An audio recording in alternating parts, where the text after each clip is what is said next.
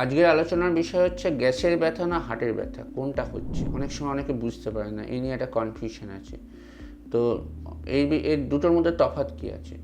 এখন অনেক সময় তফাৎ করে বোঝা যায় না, কিন্তু মোটামুটি যেটা বলা যায় যে গ্যাসের ব্যথা বলে যেটা বলা হয় সেটা একটু তলার দিকে হয়, পেটের দিকে হয় বা চেস্টের ওপরের দিকে হয়, আরও ওপরে হলেও হতে পারে।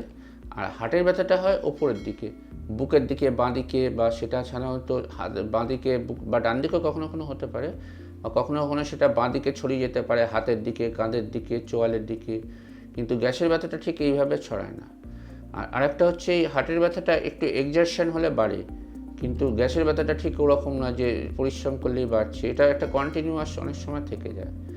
আর হার্টের ব্যথাটা অনেক বেশি তীব্র হয়, কিন্তু গ্যাসের ব্যথা বলে যেটা বলা হয়, যেটা গ্যাসের ব্যথা বলতে পেটের কোনো ডাইজেশনের প্রবলেমের জন্য, সেটা অতটা তীব্র হয় না। কিন্তু হার্টের ব্যথাটা খুব তীব্র, মানে এটা কেন ছুঁচ ফুটছে, এটা কেন চেপে উঠছে রাখছে, কিছু কম্প্রেসিভ পেন বলা হয়।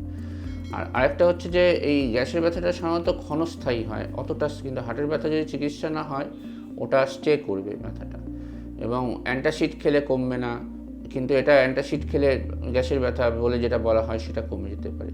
তো এইগুলো হচ্ছে ডিফারেন্সটা। তবে বেশি ডিফারেন্সটা সবসময় করা যায় না, এবং এরকম কোনো একটা ডাউট থাকলে তাকে যে কোনো মেডিকেল হেল্প নেওয়া উচিত, এবং ইসিজি করে দেখা উচিত যে কী হচ্ছে অ্যাকচুয়ালি। সেটা করলে ক্লিয়ার হয়ে যাবে, কারণ অনেক সময় সত্যিই বোঝা যায় না। কিন্তু যদি ডিফারেন্স বলতে হয় তো এইগুলো হচ্ছে ডিফারেন্স।